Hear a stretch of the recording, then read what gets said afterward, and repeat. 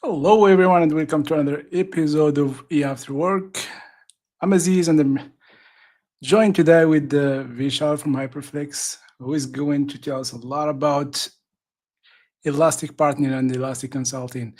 But before doing so, before giving the stage to Vishal, let me just share with you the episodes that we have and the one that are coming. We had a great time last time with Pulse, which is a product around the Elastic and the open search observability solution. It was an interesting topic. We've been talking for an hour and 15 minutes about how observability should be done around those clusters. We have an upcoming one in the 19th of November. This one is in French. We're going to talk also about observability. And before we had an interesting one about AI and sovereignty inference with Zambanova, who builds chips around that. We have some new interesting ones. We have platform engineering, November 27th. We have another one with Diana from Victoria Matrix. And I just had an event with the colleague of Vishal, she's the CPO of Hyperflex, and it went over time. That's why we are late. I'm going to remove this poster and ask you, Vishal, to tell us some words about who you are and why you are here today. Mhm. Sure thing. Hello, Aziz. Good evening. I hope your audience is doing well. Yeah. Thank you for having me. I have been watching your, episodes of podcast. They're really interesting. I watched the last one on sovereign inference. It was a very interesting conversation. I watched another one with Pulse. Again, a very good, a very informative podcast. So coming to me, I work with Hyperflex. I have been into Elastic ecosystem for almost 7 to 8 years now. I work with Elastic during my college days for my undergrad projects. Then I've worked with some enterprises. I've done consulting. I've also done implementation, and I've also done the product development around Elastic. So that's the broad overview. But yeah, let's get the conversation started. Yeah, that's very cool. And as always, we're making this conversation go casual. We're talking about anything and everything and all of that stuff. And your position is today is you are a CTO of Hyperflex, which is a partner Mhm, of Elastic, who does mhm. consulting with Elastic. Explain. Can you explain all those words for us? What does a CTO is? What is a partner of Elastic? And where are your clients are? And how do you manage all of that stuff? Yep, sure thing. Yeah. So coming first to the Elastic partnership. So if I were to explain it to the general audience, if you buy a car, right? So there's somebody, the car manufacturer like Audi or Mercedes, they're manufacturing the car. But then you have the service centers where you can go and get your regular checkups, implementation if you want anything very specific, very advanced, very niche. So that is the sort of partnership we have with Elastic. They build and ship the products, and we help their clients and customers to better utilize the Elastic stack, optimize them in terms of usage and cost. How can they secure their cluster and those sort of things? So we are the work partners with Elastic. Apart from that, so there are different tiers of partnership. We are resellers with Elastic. We help them sell Elastic to potentially new clients. We primarily work with their existing clients who are already Elastic users to help them implement and deploy their Elastic cluster. And then we are also the MSP. So we have the opportunity to work on the Elastic Stack, build something on it, on top of it, and then sell that as a package. Coming to this second part of question, CTO, so it refers to Chief Technology Officer. But to me, whole my journey, the position and title has not been a restrictive thing. I Mhm. think the role of a CTO is to basically drive the technological direction of the whole organization, where the business is heading, and how do we align our technological pieces. How I Mhm. see it is, again, I'll take a car example. So you have this direction, right, and you have different sorts of pieces. We have transmission, we have engine. So the role of a CTO would be to, once we have the direction of our organization, how do I align all my engineers, all my parts, all my learnings, all my trainings, that it aligns with the business goal. So that would be the general role of a CTO. That's a very impressive approach for the situation. I mean, the fact that you're not paying attention for the title and you're basically focusing on the mission. I mean, that's a noble thing, and congratulations on that. So you've talked about direction. What direction are you taking today? Where are you going? Where is your car leading you? If you exactly. All right, all right. Right. I'll take a very umbrella, the umbrella under which we are trying to go. It's, I would say, vector databases in Gen AI. I guess every organization, this is the sort of fourth technological revolution that we are seeing. A lot of things are getting, moving towards Gen AI, and Elastic is very much aligned. Elastic has been playing on those field and those direction for a very long time, and currently, I would say we are pivoting and designing our customers to first, better utilize the Elastic Stack, and that does include using of Gen AI. How to implement a better, very good search, intelligent information retrievals. For e-commerce clients, we are working with financial clients how to use Gen AI in sort of their observability solutions so that they can implement their SARI practices in the best possible way. And the next direction would be to develop the products on top of Elastic. Elastic, and I think it's a very fantastic tool. It's a sort of, I would say, a Swiss knife. You can do multiple different things with it, Mhm. and there are so many aspects of each business, each industry that can be improved and optimized upon. So Yeah, that is the direction we are taking. yeah. How are we implementing it? So we have been developing a couple of products. So we have this query builder tool. Mhm. What it basically does is, so writing complex queries when you have millions of inventory is a Yeah, challenging before task to before before maintain. we before we get into the details of which side, I'm just trying to organize a thing here. So you mentioned that you have three hats. You have the hat of the Mhm. consulting. I think you are still doing consulting, correct? You used to consult Yep, clients, yep. and then you Hmm. have the hat of the sales, and then you have the hat of CTO. Hmm. Um, what is the main hat that you wear every day in those three when it comes to your roles? So that we can understand better how Hmm. the what are the challenges and how you manage those. Yeah. So if I were to summarize my day to day, I think it depends what hat am I going to wear, primarily for the day. So if I have a lot of prospecting calls, discovery calls with the client, I'll be primarily wearing the sales hat. But if I'm interacting with the team, I'm designing, what are the learnings that we need to do? How can we improve our engineers' capabilities? What are the consulting techniques that we need to implement within the team if I'm talking to the product team? So that's where I wear the CTO hat. And then if I'm talking to our existing clients, and then that's where I wear the consulting hat. I think it's not an easy question to answer. We have multiple different days and scenarios. There are days and weeks where I'm just wearing the one, let's say, sales hat or the CTO hat, and then the next week it's a complete switch. Yeah, I mean, when I was talking about Bhavish in the previous podcast, and we're talking about what you have mentioned, which is the fact that the Elastic Stack is like a Swiss knife that allows you Mhm. to do a lot of things in the same platform, in the same infrastructure, etc. But its use case would depend on the industry of the client. So for you, do you have like any specific industry that you work with, or is it something that you do not take into consideration when selecting a client or collaboration with the client? Industry wise, I don't think we have any specific industry that I have not worked. I've been, like I mentioned, I've been into ecosystem for 7 years now. I Mhm. work with financial clients, hedge funds. I work with stock exchanges. I work with e-commerce. But I really am enjoying the work in the search space that Elastic is doing, the vector search, all the really advanced semantic searches and inference work that is coming up. So currently I'm focusing on that part. I'm Yeah, working with e-commerce and retail clients. I'm gonna ask you technical questions about that part, but before diving Mhm. into this, I'm gonna stay in the consulting side, and then later on I'm gonna go to the details of the search side. When Mhm. you're doing consulting, are you consulting? I think you're wearing two hats, engineer and architect at the same time, correct? Yep. Mhm. You're choosing where. How do you start that journey with the client, or how does the client start the journey? I think it is they request Mhm. your services, and then you go ahead and they provide them with the services. How does that go? Where is the pipeline here? Right.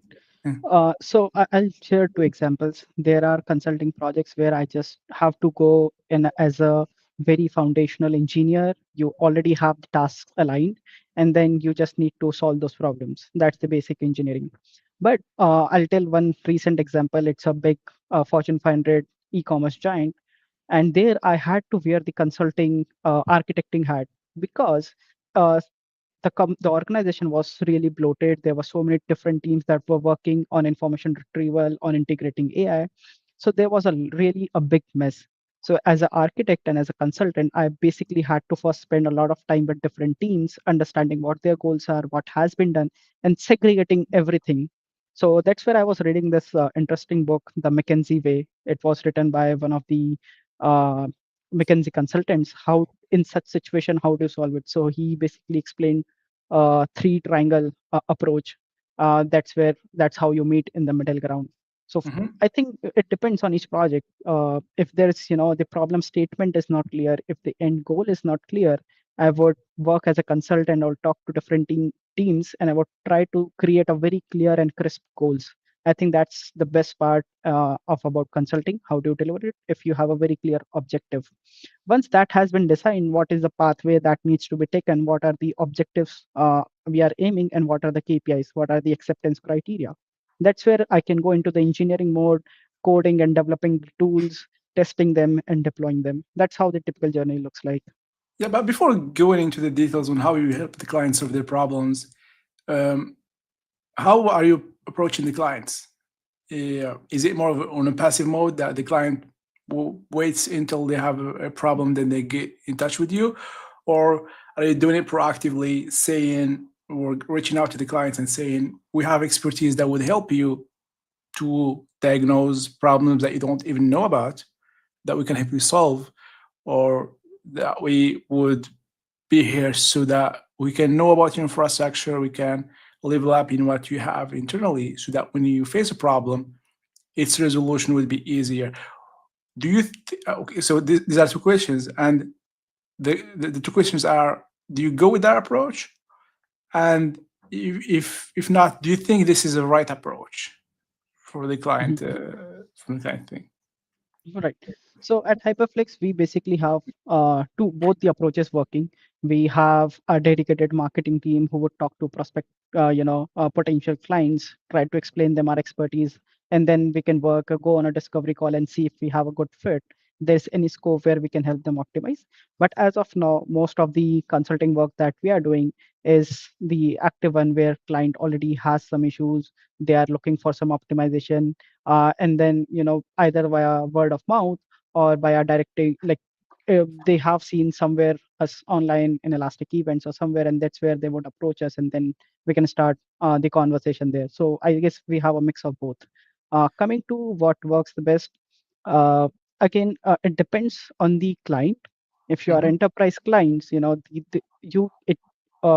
is a very specific process of procurement, the contract signing and everything. So for enterprise clients, it is, when you have such a big machine already moving, it is Hmm. essential to have some sort of reserve, where you already have done some part of process. And then whenever you need, you can just, get the experts come in and solve your problem. But I guess some of the SMBs where financial thing can be challenging, having something on a reserve always, that's where the passive comes in, consulting, where they would see, okay, this is the problem that we are looking to solve. So last year we had opportunity to work with a research organization, and again, Hmm. their budget was very limited, so it was a very ad hoc call. They were looking for somebody who can help us, and then they came across Hyperflex online, and then they contacted us. I guess it depends on the client and their needs. Yeah, and what do you think they value the most? If somebody, if for example, I'm an agency and they want to get into the space for client, do you think that they value the presence online and then what you're doing, and how if you're sharing your knowledge online, etc., or do you think that's just an optional thing that may or may not have any impact on the consulting itself? Uh, so, uh, so, so basically, if the quality of consulting does not differ, how the way it is being approached. Hmm. But primarily, if it is better if the client already have, tried to solve it, and they have a clear vision. Okay, where do we want to go? And this is the sort of problem that we are looking to solve. Hmm. Okay, so nowadays, when you mentioned the clients that you've worked with, so I believe you worked with middle enterprises, or until the S&P 500. What do you see is different? So I'm going to ask you a technical question this time. Mhm, In terms of the infrastructure thinking and the platform engineering thinking, what do you see different between an S&P 500 company and a small one? Or not small one, because I think it's a small one would not use consulting services, but let's just say medium company. mhm. Got it. And before I answer that question, I want to take an analogy, right? So Yeah. let's say you are on a highway. Again, coming from a motorhead, it's a highway example. So Okay. you have, okay, enterprise clients are like big trucks, trailers. They have 18, 20 tires, moving very, with huge momentum, right? Hmm. And then you have another motorcycle, and so the motorcycle is very, at a disadvantage when it comes to the size, right? Because the way the trailers are moving, they have huge momentum. But the motorcycles are very agile. They can change and shift directions anytime they want, whatever fits their strategy. Similarly, when you're working with a Fortune 500 client, changing, making, strategic changes, it's a very difficult process. It's not agile. But they already have a lot of different supporting resources, supporting processes, supporting departments, and everything that, make that transition very smooth. But when it comes to working with a, startup or sort of thing, any strategy change you discuss today, you can start implementing it tomorrow. But Yeah. then you also need to figure out the resources. So that's like my experience of working with a Fortune 500 enterprise, big enterprise client, and a smaller startups, SMB businesses. And if I wanted to ask you about an estimation to get onboarded on a Fortune 500 company, from my perspective, just getting on board it takes time, and that time they pay for. And do you think that there's a bit of conflict of interest there for having a consulting, or, or just having an internal resource that has expertise? How do you see that from your perspective? Right. Mhm. So we need to look how the idea of consultation started, right? Mm. Uh, let's say I'm a bottle seller, right? Mhm. I want my expertise, my people, my culture, my top to down approach, everything to be focused on selling the bottles. How can we make it better? How can I ship it best to the customer? How can I give the best experience to my customers? My problem should, my least problem should be, oh, I cannot get my logging operations to be, the up to the mark. Oh, I cannot get my products visible to the customer. So that's where the concept of consultation comes in. I don't want to have the in-house consultant. That's the first thing. Second thing, so let's say I solve this problem. Let's say I have observability. I don't have a observability setup. I get it done. What do I do with this whole team?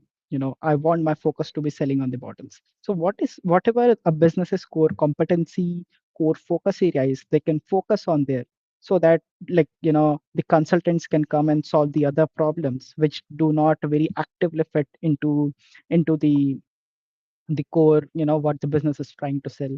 So I think it is okay, to have uh, a smaller team in house, to maintain the run and the tools.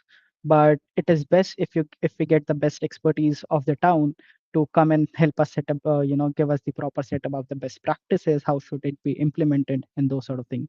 Yeah, so I think this is also the mindset and the logic of the company that's hiring you. Hmm. When they hire an consultant, which is an external resource that they pay double the price for, what they're expecting is to bring the expertise of your previous experiences, of all the clients that you have seen, of similar technology, etc. And they're also expecting you to teach the team that has, let's say, medium knowledge, your expertise, or if even if it's an expert team, they're always looking for what you have seen otherwise. Because let's assume that it's a big company, they have the best experts, but they're only seeing the problems that they are facing themselves.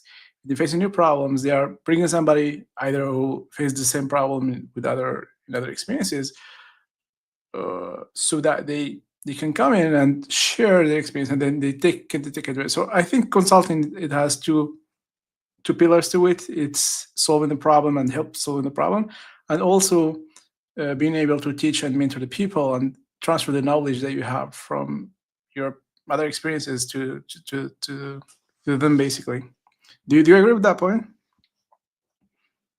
I think you're on mute. So, one thing I can add onto this. So, Hyperflex engineers, they have plethora of knowledge of, what are the challenges of working in finance industry. So we have, there's a lot of focus on security and PII sanitization. If you're working with healthcare, there's a lot of HIPAA compliance that you need to take care of. If you're working with a e-commerce retail giant, you need to make sure all the KPIs, you need to know what those KPIs mean. What is conversion ratio? What is zero results? What is LCV, right? So when you're growing in-house expertise, your engineer, may not have hands-on knowledge of what are the different challenges that may come up. So as Hyperflex engineers, when they go as expert consultant, they can talk on so many parameters and facets that an in-house expert may not be able to do. They may not have the hands-on knowledge of that. So I guess that's another the way to look how consultants can help you. Yeah. So now I'm gonna begin asking you technical questions, and the first one that I Mhm, would like to ask you is, you've mentioned that you worked with the Fortune 500 companies and the other smaller ones. Um, do you still see that people opt for on-premise solutions, or is everybody going for cloud-hosted solutions? mhm. The, Uh, like your general perspective on that. Let's talk I big companies, very big ones. okay. I'll talk on two perspectives. One is the engineering manager, the director, who is working on this, Mhm. hands-on, who is getting his hands dirty on solving the problems. They want to move to cloud. They do not want to spend endless hours, logging through files, through log files and maintaining a data center and all those sort of things. But as a business strategy, there are very specific use cases where the government compliance may not want you to move to cloud. There's always this issue. Okay, you need to maintain your own data center. You need to have your own data set. Recently, AWS was down, right? Mhm. And it is just something that cannot be predicted very well. So that's where, as a business strategy, there are some, not all, but at least I know that financial clients, they would want at least some part of data to be there in their hands on, right, in their own data center where everything is remains within their, they have the full control. But the people who are working, and if they may not resonate with what exactly it means for the business implications, they want to move to cloud. Cloud is of course easier to do things, to have new features ASAP. So like these are the two perspectives on cloud versus on-prem. And which one do you prefer in your case? Or Right. which one uh, which one challenges you the best, the most? I think the on-prem one is the most challenging one because when you're working with any of the cloud providers, right? Google, Amazon, Microsoft, anything that is happening in the any new tool is coming up, any new service is coming up, any new best practice is there, it is automatically there. I can just start using it. But when it's on-prem, there will be a whole process like okay, these are the sort of new load balancers. Just give an example that Mhm. we can use. Okay, these are the new SSDs. Okay, the old hard drives are not fast enough. Let's get the new one. So it will be a whole process and everything. It will take some. So innovation takes some time. Second, the implementation part also gets challenging sometimes. Getting proper resources, getting approval. There was this one client where we had to, anytime we needed new racks, there was a certain process that we need to follow. We need to fill up a form, send to the the proper department. But when they move to AWS, the process become very easier, right? You can just submit your ticket and get it procured very easily. And the final, the factor that decides this is the cost.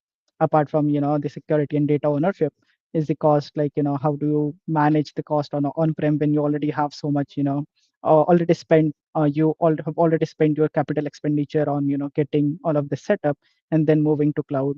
So it's a combination of where engineering and business decision makers can meet to best optimize the outcomes. And do you also see, say, the hybrid solutions where you have, let's say, a company that has compliance issues and compliance constraints, and they need to have Mhm. some data on premise, and the rest, or the things that needs innovation, they put it on the cloud, and then they have like some cluster search between the two, or replication, or whatever. Do you see those hybrid setups big companies. And I'm asking you this because from a perspective of data or sovereignty over data, if you have your data being accessible with even with the cross cluster search, it's still something that is reachable. So do you see that those kind of implementation? And if yes, why do they go for it? Mhm. Mm. I guess, if I were to talk 5 years back, there would be, hybrid. There would be some clients, one in, I would say 10, where they only have on-prem solutions. But now the situation is everybody, all those who have these compliance reasons to maintain their own data, they already have some cloud presence. They already have moved to hybrid again because they want to use the best of both worlds. Coming to the problem that you mentioned, I guess so there are multiple ways, how can we implement this. So one of the clients, it was a financial client, and we were working on their fraud detection system. So they had Mhm. two clusters. The on-prem cluster only stored the data and write the data. Anything that has to be written or changed, that was only done on the on-prem cloud. And on the hybrid, the on the on-prem system and on the cloud system, there were only dashboards. The RBAC was so granular that only very few specific information would go out. So you see that, with this, they basically solved the problems. They met their compliance requirements. Data could only be written and was maintained on their own data center. But for the ease of use, when they had to send dashboards and reports and some of the alerts to some of the vendors and the team outside, they had a cloud setup where they could access, but the access was very limited.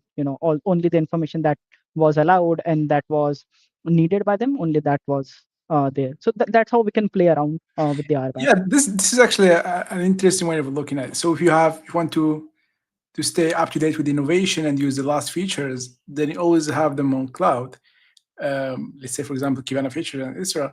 But if you want to use them on data and if the compatibility is there, you can always have your data locally and you can do cross cluster with granular RBAC on the data that you want to use it on, and you can leverage this combination to go ahead and stay up to the innovation thing.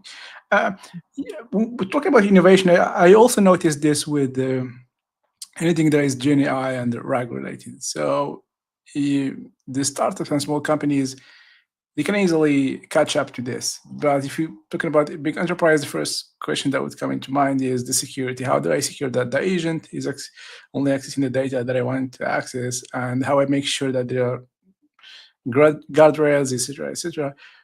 How do you see the Gen AI adoption with your clients? Um, Mhm.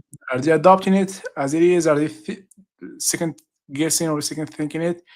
What is how do they approach that? Right. So Mm, there are two layers to it. First mhm. one, are they are willing to it? Yes. Everybody is hands on. They want to get the best AI tool as soon as possible because there are very visible benefits to it. But the second thing, is making sure that it is safe, secure, and it does not, do any negative impact in the long run. That is something that is still in question. Everything that goes into an enterprise system has to be weighted, checked, multiple layers. This is something very new. Gen AI is still evolving. I would say we are still, in the, I would say the basic infrastructure setup of it. We have models that are being developed. We are getting, there are some issues, some other news that comes up every now and then. So the second layer of, making sure that it is safe, stable, and secure is still in questions. There are, of course, there are many ways you can host your own models. You can start, set up something on your locally. I have two very good examples for this. Mhm. So one of the tools that Hyperflex has worked on is a Splunk to Elastic migration, right? Okay. And then we were using some of the LLMs to make sure, writing the some of the Before automation going of. into, before going to that, do you see a lot of people migrating from Splunk to Elastic? Is that a trend that you see around there? Uh, It's a tricky I would question. Uh, I'm not sure how to put that, but the thing is that we are working on some of the clients who are migrating to Splunk to Elastic. I mean, that's a fact. Yeah, So I mean, yeah, it's let mhm. me rephrase the question. Do you see that Elastic today has enough tools, enough maturity to replace Splunk? Let's put it that way. Okay. From your Uh, perspective and mhm. experience with both Right. solutions. Mhm. So, as far as the features and the use case go, yes, absolutely. Everything that you can do in a Splunk, you can do it in a better way with Elastic. But there are multiple, ways to look at it, right? Splunk, Cisco acquired Splunk for like 29 billion. They also acquired App Dynamics. They are also a very big player. I would say the biggest player in networking equipment and all those sellers. So there's this whole ecosystem, right? So the when let's say I'm a client, I'm a customer, and it is a easier decision for me to stay with Splunk when I have the same company and vendor providing all layers of my needs, right? So I think it's a business decision, but feature wise, yes, I would say Elastic is much more advanced, So at basically, least. you're saying that it's if you get vendor locked, even if the budget goes out of hands, you should stay. Is that what you're saying? I'm saying you need to look at your use cases. There are so many cool features with Elastic that you can never use with Splunk at this point. They have introduced so many new things. If you look, Elastic is a very agile company. They release minor updates every quarter. They have major updates, version upgrades every few now and then. So you have really good features, performance features, and use case features as well coming very frequently. So you need to make sure that you don't run out of the race of the feature. Innovation is really important. Yeah, and now we can get, you can get back to the example that you were giving. Go ahead. Okay. Yep. So we had this, we have developed this in-house tool, Splunk to Elastic Migration. It was using open source tool. Hmm. And then the first request, all the clients that we talk to, again, Splunk is a very enterprise tool, only the big enterprises are primarily using it. And everybody, the first question they wanted to ask was, is my data going outside? I don't care what data is going outside. It may be irrelevant, but I do not want it to go outside my network. So that's where we had to build, how can we create an air gap version of it for such clients. Okay. There was another e-commerce client that we worked with. They had a very good use case in their uh, retail space, right? Hmm. We built a demo for them, overnight. We showcased it to them, very impressive. Everybody was sure, okay, this is going to help us achieve our KPIs almost like 50% faster. But Hmm. again, they were very eager to get it into their system. But the only question was, how safe it is. We need to really make sure. So the demo ideation part, architecting part, and implementation part was just 3 months. But just deciding where do we use it, making sure all the checks and balances are met. It took almost 5 or 6 months, almost double the time of implementation. So these are the two things that an enterprise will always have to look at. They have sensitive data. They have this responsibility, right? Our PIIs, our financial data are with these companies. They need to make sure that it is safe, secure, it does not go in wrong hands, and there's no misuse of it. So they have a huge responsibility as well. Yeah, and I think it's also business dependent. So one business will be different than another one. If you're dealing with financial data, it's different than dealing with commercial data. It's different than dealing with just casual search cases. Uh, Mhm. you've mentioned that you worked on both sides, so observability and search, with small preference for search and vector search. If I ask you to tell me, so I believe that each one of those cases you're optimizing for something. And my perspective is, for observability, you are optimizing for accuracy. You care less Mhm. about time. For search, you're optimizing for both time and accuracy. And for security, how? So tell me your version of this. Let's make it about you, not about me. Okay. Coming to observability, the things that there are very few parameters that we want to solve. The first is reducing the noise. You know, I've Mhm. seen clients who want to get observability tools, and they Define the would. noise. Define the noise before Yep. we get into it. Yep. Yeah. Yeah. Getting there. So let's say you have 10 data sources, and you Mhm. are generating alert on all of them. You are getting 100 alerts each day, but you are only responding and working to 10 of them. You are ignoring the 90. Oh, it's not important, and those sort of things. This is a Mhm. very common practice in big enterprises. So that's the noise. You are getting so much data which is not really insightful. You are maintaining, collecting the data, doing data engineering, and storing it, but it may not be insightful. It may not be used in your alerts. So that's the sort of noise that we should cut down. As an observability expert, when we talk to our clients, we want to make sure that you are getting the best monitoring and observability solution, but we also need to look at cost. You cannot just ingest anything and everything and generate alerts on everything. Your teams, your SRE teams will be overloaded, and There will be that's where. alert fatigue. So basically, the symptom is Mhm. alert fatigue, and then the root cause is the noise that you have in your data. Yep, yeah, Mm. absolutely. You put that right. Yeah. So that's the observability part. The And search part. how do you Mhm. approach that before going to the second bar? How do you approach Right. that this kind Mhm. of situation? And I believe the tricky thing here is you gotta talk with the producers of data to tell them that what you're Mhm. producing is trash, and you gotta make an effort. So, okay, so let me ask you this in another way. Do you think that it's the responsibility of the producer of the data to give you a clean one, or do you think it's the responsibility of the observability staff or the teams to make the best out of the data that you're extracting by parsing it and transforming it? Where do you stand on that debate? Mhm. I first want to put myself in the shoes of engineer who is producing the data, Yeah. right? My that's where I would want. I know where can my solution break, and I would want to generate data on all of them, right? That's the shoes thought process of an engineer. The Mhm. SRE or observability who are actually using this data, over the time they need to do the analysis, right? What is actually useful, what is helping them write the RCS, what is helping them, to reduce the time to detect and respond to the issue. So Mhm. over the time, they both can capture their analytics, their insights, and then meet somewhere in the middle ground. When I'm developing any tool, I don't know, right? What are the point of failures? Where can it fail? And then there are points which I know, okay, this is a fragile point. It may break here. If the load increases, this is a possible, this is a weakling of my solution. So I would want to generate the data. But as an observability engineer, I need to, do the analysis, talk to the producer team, and meet somewhere in the middle ground. So basically, you're supposing that the person that generates the data should know what what they are expecting and what they are dealing with before sending you anything. It should not be Mhm. mechanical. It should not be just this is the procedures in the organization. You need to send this data because everyone else does it. You are basically approaching it from the other way around and saying, here is the power of the solution. It allows you to diagnose the problem and get the solution that you need.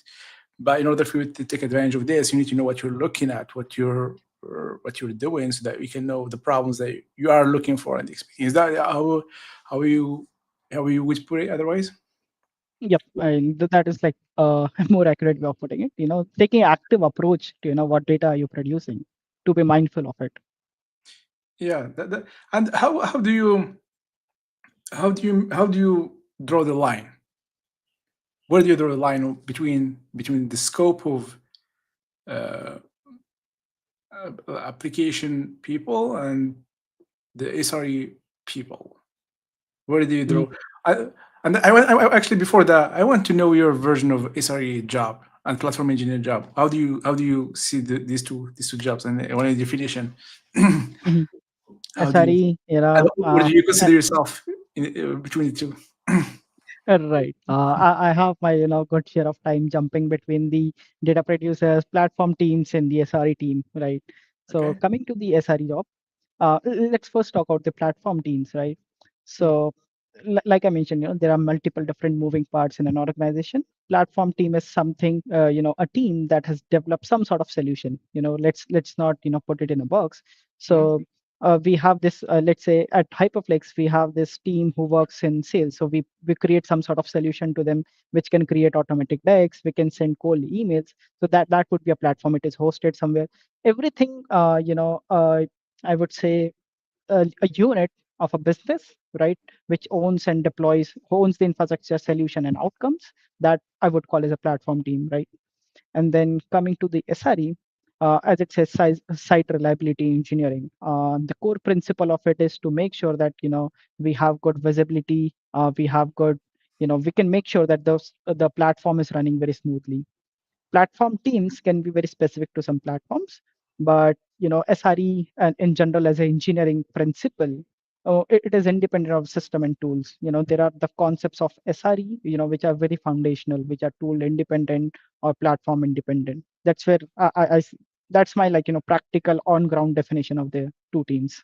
so basically, you're saying that the platform engineer is much larger and it includes the development team, the DevOps, and all the other engineers. But the SRE are basically DevOps 2.0, or they are on the lower level, meaning that they make this system stay up, but they don't care about what the system does. Is that what you're saying? I would say more than lower, I would say they are more foundational. They stay more once their platform is up and running. The Yeah. SRE team is the one that remains more close to the actual mechanics, how the things are moving and what data is going where, what the implication it can have. Whereas the platform team is more outcome driven. They receive a very specific use case and this problem solution that they need to solve. Okay. And who between the two uses the observability, or do you, I think both, but Mhm. how do they use it? Let's put it that way. What is the Yeah. difference? How does a platform engineer use observability, and how does an SRE uses observability? Mhm. Mhm.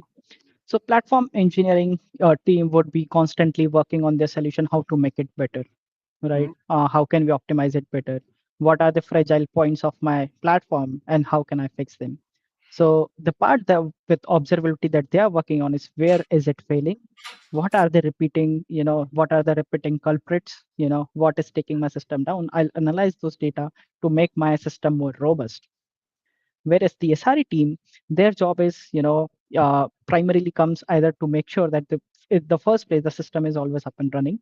So they want to analyze all sorts of data. They analyze info logs, warn logs, error logs, right, network logs, to make sure what can be, the breaking point and how can we fix them beforehand. And then once the system, if the case arises that the system is broken, there's some downtime going, to try to analyze what could be the root cause and how to fix it. So these are the two, different ways that two different teams sees the observability. Yeah, interesting. Yeah. So if I'm, for example, an executive, and I'm trying to make you justify the budget that I'm allocating for your project, or the investment that I'm making on you, would you, what are the KPIs that you would put in place to prove to me that an observability platform is worth having in my organization? Would you approach this for me Mhm. as an executive who does not know much about what you're doing? The first thing I can show is, when Facebook went down, Yeah. the Forbes ranking of Mark Zuckerberg slid down, right? Because the Meta shares were in a free fall. So that would be the first starting point. I think that should be good enough. But yeah, coming to the business aspect of it, I think the uptime and the customer experience are the two most important things that I would explain to a business executive. Okay. Customer experience is something that defines the whole organization. If the you can be doing multiple things, and if the customer experience is not good, they would not come back basically. There is Mhm. always this word hanging that somebody can do it in a better way, and then we are not doing good enough for our customers. So customer experience, if you are facing downtime, if your solution is frequently for not accessible, there are lags in your system may give inaccurate information. There is always a latency in the queries and requests. So these are the parameters I would show. I'll start there, and then depending on the domain, so let's say if it's a financial client, I would talk about the what sort of visibility you need to have in case something goes down. So if there's a, let's say, a ransomware attack, you need to have the whole visibility. Okay, where did it originate, where did it go, what are the data points it had access to, so that you can cover those loopholes. If I'm talking to a healthcare client, I would want to work on good analytics. You need to make sure that you have all your data in place and secure. If you are able to generate the analytics, that's where observability solution can help you monitoring your databases. What are the third party integrations you have, because a lot of healthcare clients, they have third party integrations. So you need to make sure who is accessing your data, what is the sort of latency, what are the traces and transaction durations, so all those things. So based on the clients, I'll start with the customer experience, downtime, all those things, and then based on the industry they are in, I would talk on the specifics. How can we observability solution is a must. So basically, you're saying that an application should have an APM on it. Is that what you're saying? It's no longer enough to have just logs and metrics. You need to have the thing. You need to have the APM to have an end-to-end observability for your application. Is that what you're saying? Yeah, Yes, absolutely. APM is a must. I say observability is built on three pillars: logs, matrices, and APM. APM is again very important. Once you have those, you can very easily connect the dots. You have logs, you have your matrices, how your hardware is performing, and then you have the symptoms from your software, and then you know how the customer experience, the end user experiences, and then you can connect the three dots to really identify your problems. So I think APM is a must. So how do you start? Let me ask you from an analyst or a user perspective. How do I approach EPM? Where do I start? Let's say I have a problem with my application that is reported by someone else. Let's assume that we don't have any static monitoring to begin with. Mhm. Just some client reported the problem. Where do I start if I have an Right. observed solution? Mhm. Or how do, as an application, implement something that would help me solve those kind of problems? Right. So let's say you have a third-party connection, to your database, or your application is pulling data from somewhere. You have a payment gateway, and then your customers are constantly reporting, oh, the payment page is not loading good enough, or the experience is not good. Your customer feedback is always 5 on 10 on the customer experience, and then you would always be looking at your logs and metrics, right? Oh, my hardware is performing well, I don't have any error logs. Where the problem could be, I don't have any warn logs. So that's where APM would come into picture. Okay, this is not your internal problem, rather it's an external problem. APM can really help that. This is one of the examples. Apart from that, again, this is a second level question that I would think. The more foundational question or use case of APM is, it can help you identify the problems which you did not, which are not getting reported on a day-to-day basis as a customer. If there's a slight difference, slightly, delay in loading of pages or something like that, if I refresh the page, it gets solved, I may not even report it, right? But the problem is there. So APM can actually capture those details at the trace level, and then make that issue visible to you, so you can solve actually those issues even before it becomes a problem. A problem starts small, it goes big, but you have those visibility even before it gets reported. Yeah, but when we talk about EPM, we're basically talking about every transaction that you have in your application should be recorded. How does an application that is as big as an application that is facing the public internet deal with that? I mean, it's massive data. It's everyone is doing thousands of operations every day. There's thousands of logs. How do you deal with that within APM? So yeah, you can elaborate on Yeah, that. like so implementing just the APM, the technical aspect of it, I would say it's very basic. You get your agent, you embed that into your code or backend, or your customer applications, anything that you want. The main challenge comes, with such a big scale, is identifying and reducing the noises, right? That we discussed earlier. When you have so much data coming in, you need to make sure what are the transactions that are really important to me that I need to monitor. And then with Elastic, there are many different ways of implementing it. You have fleet server where you can, very well organize and centrally control your agents. You can have, a very good visibility and of a network map, what of transactions are going, how many databases are being connected, what are the different services that are connected, what sort of users I'm getting, where am I getting these users for, whether I'm getting a Mac user, Apple user, Samsung user, what sort of ways they are using to connect to me, right? How are they approaching me? So you get an added layer of visibility with your customer, apart from your backend. So and then coming to managing the data, once we have this insights, right? Okay, what are the transactions that are important, what are the transactions that are causing issues? That's where we can focus, we can create a sort of tiger focus where we just focus on them, solving on them. So you can really narrow down your focus area, reducing the noise which are not really impactful, just focus on what is impactful. Yeah, so you've touched upon a very important topic, which is the value of data, which Mhm. is can be defined or is impacted by two parameters, which is the age of the data and how it is extracted and from where it is extracted. The data, even Mhm. if it's extracted and it's valuable at a time, I mean, after a certain time, it becomes less valuable. We can take an example of debugging something. If Mhm. if I wanted to debug a problem in 1 week, then the value of the data is high. but starting after 1 month, this data is no longer important for me, and I need to get rid of it. Um, that's a good thing. In the examples that or the clients that you worked with, what's their approach to APM? How, like their management of the life cycle of their APM? Do you see any trend? Do you see any logic behind how much they retain the data and those kind of things, or it's just something that you test and then you see you ameliorate over time? Right. One trend that is for sure is the data volume is growing huge, right? There's exponential growth in data That's volume. interesting.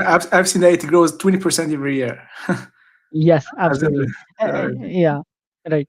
So with and along with that data, you really have to, the fraudulent cases, the cyber fraud are also growing, right?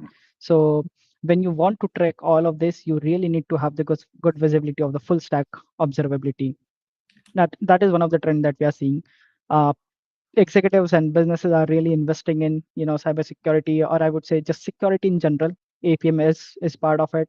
How do we capture those, how do we capture the sort of patterns and everything.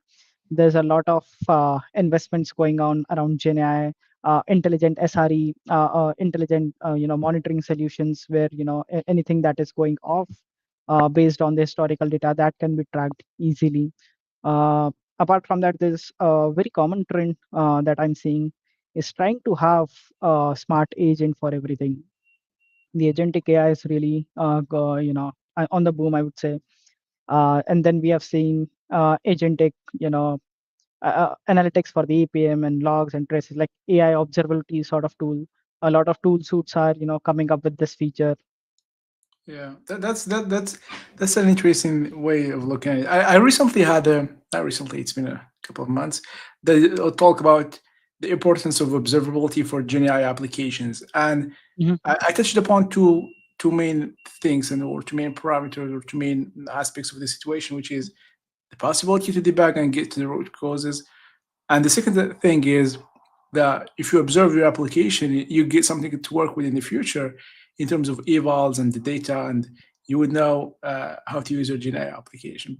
Because at the end of the day, if you have a GenAI application that's like um, RAG use case, or let's take um, a very naive RAG system. It's basically you're getting the data, you're asking a question to the database, and you're taking the result.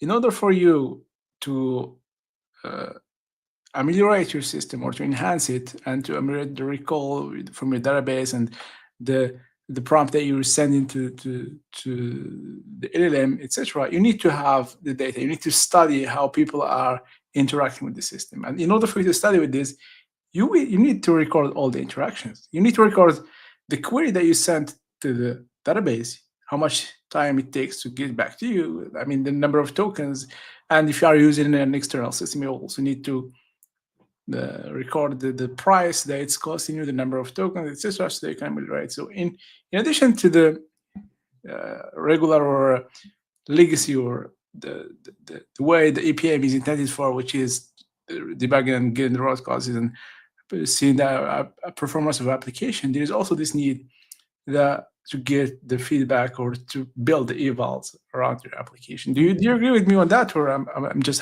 hallucinating here like an LM? No, you are absolutely right. And, I think we can relate it to a trend that, a lot of new users are actually agents.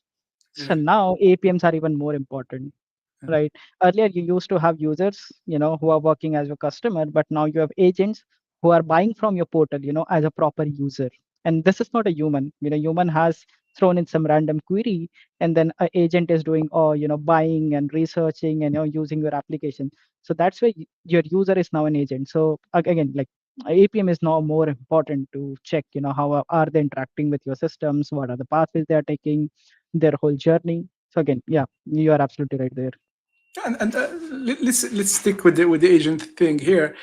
According to your experience, how do you see the management of authorizations in agent case? Do you see it more like it inherits from the user. It takes the same roles and the same thing from the user and go. Does it have like large scope and it's up to it to? Do you trust the agent or do you guard really? Let's put it that way. I would say we are in this whole AI journey is very initial in its days to come to a conclusive solution to it. Mm, There are a lot of new developments going on. Personally, I think there would always, at this point, we always need guardrails to monitor our agents. mm, I would, I've seen where people are hesitant to give their, personal authorization or credentials to an agent because there's still a lot of unknowns, how they are working and what would be the evaluation, what would be their reasoning. So I think at this point, at least we need guardrails, but we still have a long way to go before we come to a conclusive. And we can, in general, trust the AI agents 100% to give them our personal identity and authority. yeah, and how do you see platform engineering of those agents? How do you, Mhm. what is the what is the main component in developing them? Is it the database? Is it the infrastructure? How do you see that? I think it's a combination of all, the database, the infrastructure, the whole platform, how the evaluation is going on.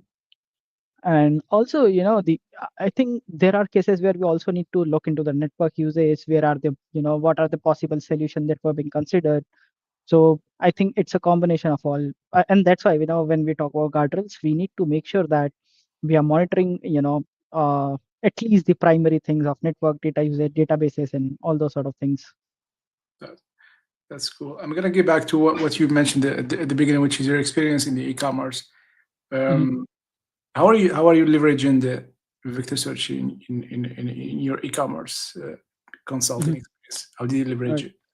Mhm. With e-commerce, there's so much scope of Gen AI. Like, there are so many stages, starting from the product procurement to description, the information retrieval, the pre-sales and the post-sales support, that there are multiple scopes. Hmm. I think a lot of the current focus is on Gen AI, basically AI-based salesperson, right, who can very well fetch you the right products based on your description. You give a sort of vague description and then it can fetch and using the context, the context of your user history and your preferences. Based on your context, it can fetch the right data set. So let's say I'm a regular user of Amazon and they have my brand preferences. What sort of shoes do I prefer? What sort of sneakers? What colors do I like? What Hmm. brands I like? What brands I do not like? Whether I like soft foam or aerogel, those sort of based on those contexts. And when I add new context to it, okay, I'm buying shoes for, let's say, the new marathon runner or experienced marathon runner, bringing all those together and then giving the right results. So this is the primary focus in the e-commerce space. That is the right information retrieval and the right product visibility. Yeah. So But then, Mhm, give me a mhm, technical example here. How are you writing your queries? mhm. Basically, there's an AI layer. So our data first, we need to get the semantic text, right? The Mhm. semantic and vectors. So What's there's the a difference huge. between semantic and vector? Let's start with this. Okay, okay. So I, your I, traditional. I hope you don't mind that I'm cutting off every time, so just so you can have a better understanding. I think you are asking the right questions and they are very interesting. So they are really making me pick the thoughts from my back of my brain. Yeah, It's not going to be easy. that's So my objective today. I'm loving it. Yeah. So the traditional databases with basically all the retailers has been a plain text. I want to say a bottle, fetch me a bottle, and then they will bring a bottle to me. In my result sets. But let's say I say, I want a storage container for water, almost 800 ml, that I can take with gym, and then I can also take it to work. Mhm, Now, a traditional, a text-based data storage would not be able to fetch it for me, right? Because I've none of the keywords match to the actual product description. mhm, But when I have a vector, so basically what vectors are, imagine in a 3D plane, I have this, So imagine a colony or a town. We have this maps. Okay, this is where this person lives. Take the first right and first left, and then you have this church there, and then you have this let's say a grocery store there. Similarly, in vector database, when we create vectors, so basically we use ML models to create vectors, and these are positions in a three-dimensional space. There can be multiple dimensional. For the simplicity, let's take three-dimensional. Okay, so the query that the user is asking, it sits at this position, but the nearest one, the product that we have is like 2 units from here, similar to what we have in a map. From my house, the nearest grocery store is 2 units of distance. So that's where we sort of create the similarity based on the distance. So this is the how the vector databases work. Elastic, you might have seen, it's the most downloaded vector database as of now. It's Yeah. featured on the website. Yeah. So a lot of shifting has been going there because now the queries are not. People want intelligent search system. I can just throw in my thoughts, my raw thoughts, and I want the product which is most similar to my query, irrespective of how I'm putting it. I don't want my customers to be restricted to put it, okay, I need to put my search a certain way and I need to go to so many portals to, just to find the right, find the right product. So Mhm. that's where it starts. And then coming, there are many new search techniques. There is RRF. Elastic recently came up with bbq, bit binary quantization, which is like super fast version of vector searches. It's much faster, so your recall and precision scores are Less well than. optimized. Mhm. Mhm. Yeah. And do you see people go for those optimizations, or they are hesitant when it comes to it? And if you can give us like numbers in terms of like Mhm. the precision thing and the adoption of like BBQ and those. Okay. All right. The, and before going to that, I actually had a question at the back of my mind, which is, according to your experience today, do you see people go more for hybrid or 100% vector search? Hybrid is the best. I agree. Right. Okay. And yeah, because we do not know what the users, let's say somebody may come up and they have a very specific, use case. Okay, this is what I want. And let's say somebody's searching for SKU, every retail, the whole inventory, they have a unique identifier code. And if somebody's looking for that, we want to give only that product. We don't want the nearest product because they have a very specific use case that what they're looking for. So, hybrid is the best, it manages the best of both worlds. Hybrid, I guess they has the performance and the performance on the KPIs, business KPIs that are being solved. It has a very good use case there. Uh, and then coming to the second part of the question, uh, so let's take an example, right? You are looking for a medicine, you want it to be 100% accurate, right? Mhm. So that's where, and then you, let's say on another site, you are doing an image search. You see a very good phone case, and you want the same. You don't know how to describe it. You just click a picture and then search it. So clients, which are serving to mass people, the D2C places, Mhm. there the BBQ has a very good use case. It's much faster. You have the very good balance of recall and precision, but there will always be some use cases. I think the niche would be very small, where BBQ may not be, welcome, because Mhm. you have a trade-off there on some of the scores. Yeah, that's interesting. But for me, anything you add, it's another layer of complexity that you add. So if I take a hybrid search that Mhm. has the lexical part, the vector part, and the vector part has the model part, and then I have the BBQ. Now, Mhm. if I want to optimize my query, where do I start? Should I change the model? Should I take off the BBQ? Should I look at my vector query, or should I change my lexical query? I mean, going from one parameter, if I was losing the lexical one, to 4 parameters, that's a huge deal. How do you go about those kind of scenarios or those kind of problems? To all the customers facing this issue, Hyperflex is here. We are here to help us. Reach out to us. Go ahead, give us your elevator pitch. But yeah, but coming to the point, I guess it is not as easy. I think the post sales part that I mentioned, right, is Mhm. the analytics part. With analytics, when we were working with any of the e-commerce clients, we look at the whole customer journey, the time they log into your page to the time it gets closed. What are the products that they are seeing? What are the products they clicked on? What are the products they are reading description? How many images did they open? How much time they spent on each of the product? How this helps us is, we have a very good narrowed vision of what all the four parameters is not working. So let's say I have 10% of users who have zero click rate. They are coming, they are searching, they are not viewing any products, and then they are leaving. Hmm. How it materializes to business is that our search is just not performing well. They are looking for something very specific, and let's say it could be probably they're looking for 100% very specific things that none of the 100 15 20 products I suggested is not working. Vector search may be able to capture a certain distance, and it's not there. So I would first start with the keyword search. Okay, is there some of the filters that I missed, right?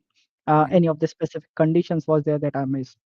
um, if I were to seeing that I have a lot of customers, they are viewing the product, but they are not actually buying anything.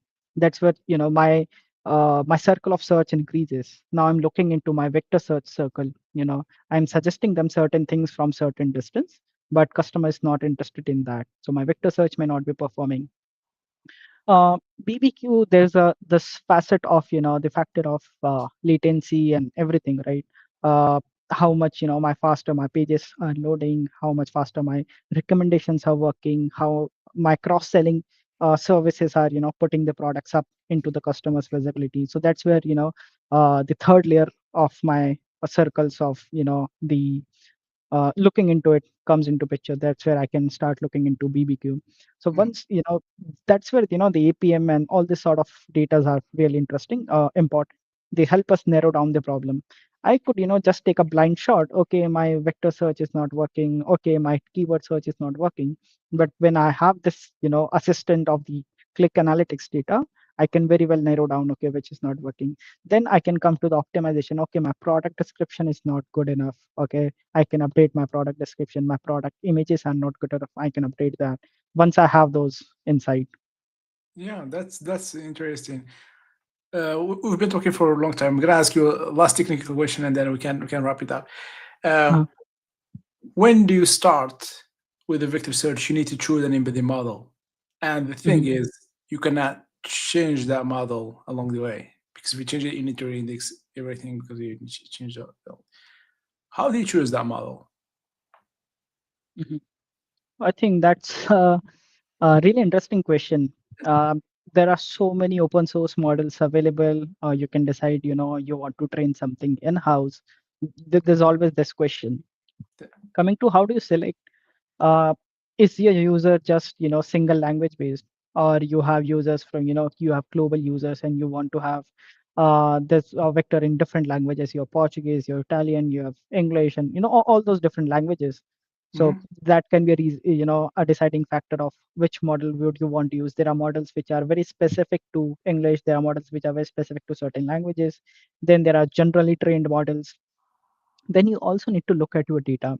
Is your data just plain description of daily household uses, or you are selling very specific parts? For example, we have one client who sells parts to data centers, right? They sell to AWS, they sell to Azure, they sell to GCP.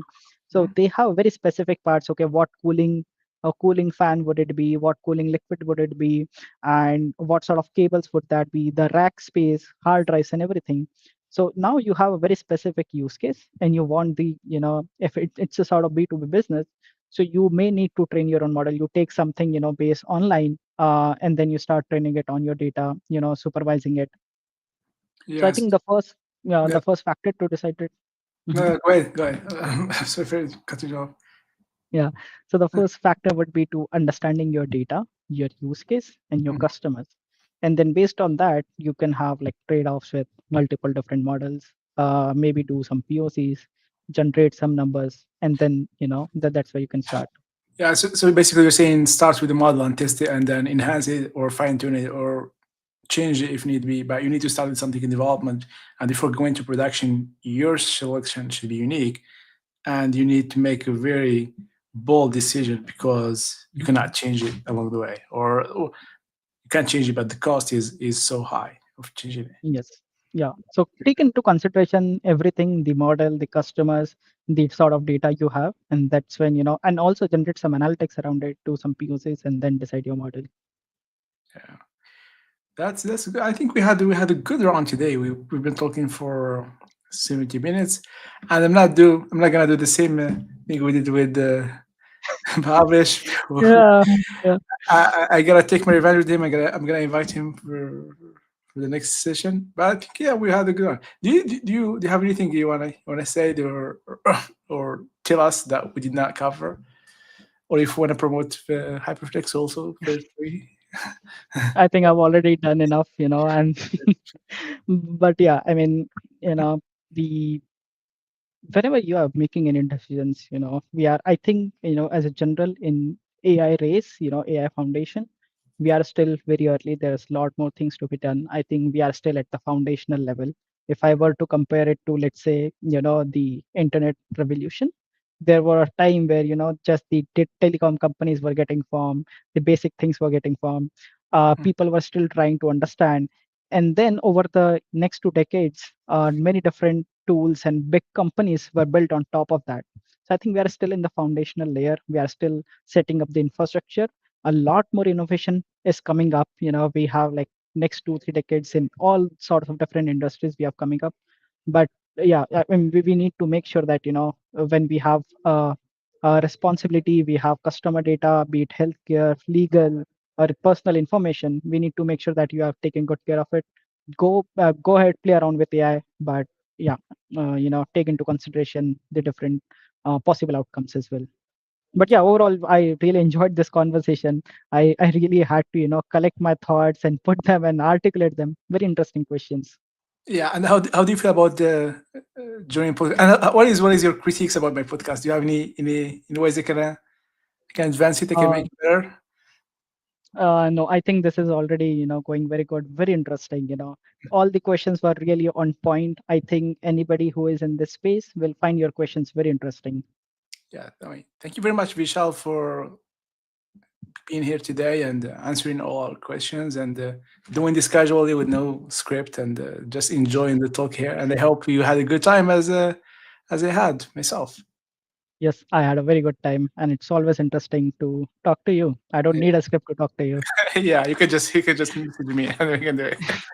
Yeah, All thank you right. very much, everyone, and till the next time, till the next week. Yep. I'm gonna Thank bye. you all. Bye bye.